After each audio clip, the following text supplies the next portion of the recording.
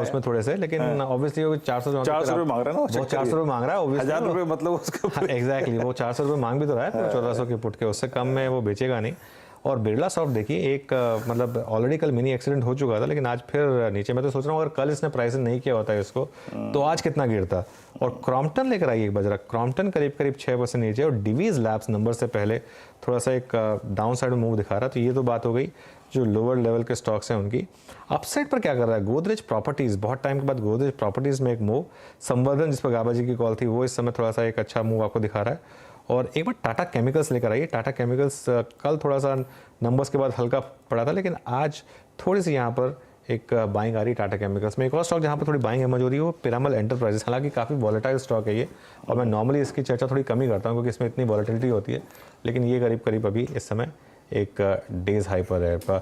शर्मिला जोशी जुड़ी हैं हमारे साथ, चलिए शर्मिला जी को भी जोड़ लेते हैं। शर्मिला जी गुड मॉर्निंग। अदानी ग्रुप का कोई स्टॉक बाय कर रही हैं आप इस समय?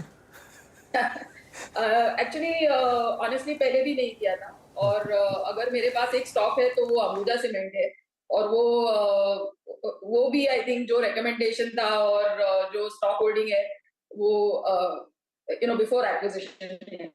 सो आई थिंक जो फंडामेंटल्स पे ट्रैक करते हैं उनकी एक ही हमेशा कंप्लेंट थी कि वैल्यूएशंस के मैट्रिक्स में ये कहीं भी नहीं बैठते।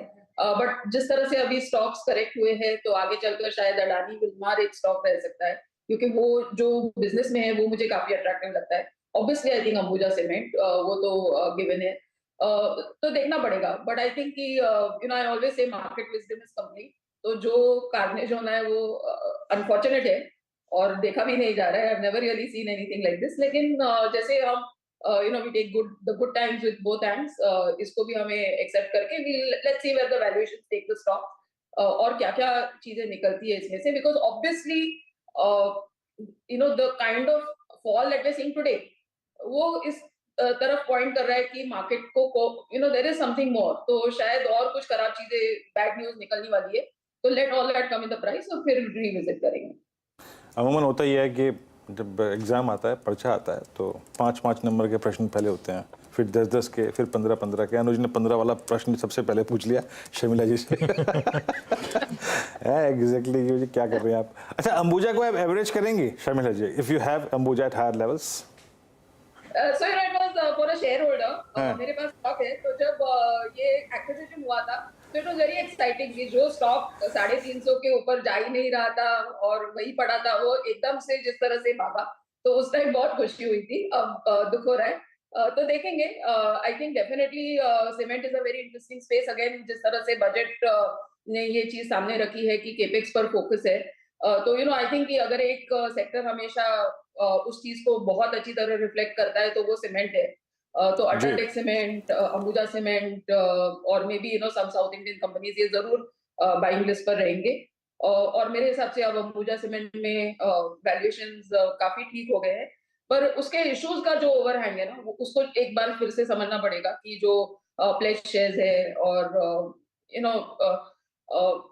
जैसे मैंने कहा कि when we were happy when the stock price went up, अब जब नीचे जा रहा है तो उस चीज को भी समझना पड़ेगा कि क्यों इतने जल्दी वो नीचे जा रहा है। चलिए, वो जो मैं पुट की बात कर रहा था ना अभी, अब उसका रीज़न समझ में आ गया, क्योंकि अब स्टॉक 15% नीचे हो गया। वो जो 10 वाला था वो 15% हो गया। और देखिए उसके बाद भी पुट का प्राइस नहीं बढ़ा, इसीलिए वो पुट राइटर इसीलिए इतना मांग रहा था। 434 वो इसीलिए मांग रहा था ना आपसे, क्योंकि उसको पता था कि 15% भी लग सकता है अभी भी, लेकिन उसका भाव जो है वो 420 के करीब ही है। और जो 434 था वो जबकि 10 का 15 पे आया वो, लेकिन बहुत मैंने 3 गिरावट देखी है बहुत, 2008 वाली और एक कोविड वाली, ये वो वाली याद दिला रही है। नॉट मार्केट एग्जैक्टली, मार्केट के लिए, हाँ, स्टॉक के लिए। हाँ, ये बिल्कुल काफ़ी क्रंचिंग फॉल है ये। और देखिए एक बार इनफैक्ट मेरे ख्याल से एंटरप्राइजेस का अगर आप एक रेट लेकर आएँ, उस सुमित के पास वो ग्राफिक्स मेरे ख्याल से लाइव होते हैं जिसमें वो मार्केट कैप का इरोजन काउंट करते हैं। लेकिन अब अदानी एंटरप्राइजेस अपने हाई से करीब करीब 70% गिर गया है, 70%।